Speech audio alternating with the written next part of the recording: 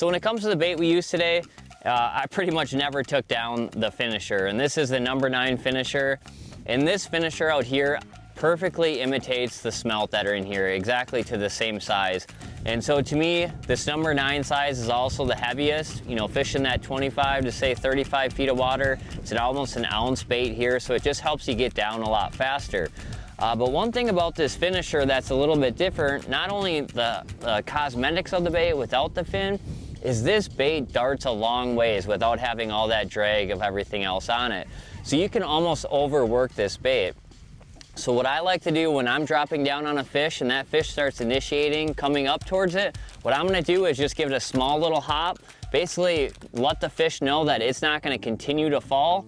And then what I'm gonna do is maybe give it one more little bit harder pop, and just to kind of create a little bit more speed or aggression out of that fish. And once it starts coming, I start reeling and I just start basically bouncing my rod. Very soft little hops, but what it does as you're reeling is that bait is going like this, back and forth through the water. And so to me, that separation of pulling away from the fish is really important. But at the end of the day, once I get to the surface, I have to do something. And that's generally when I give it just a little bit of a pop and just stall it and hang it. A lot of times that fish is still catching up and that's when it T-bones it.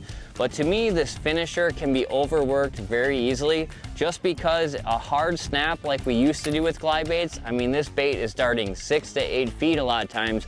But paying attention to your forward-facing sonar really helps you understand how your cadence needs to be adjusted on the fly as that fish is coming towards you.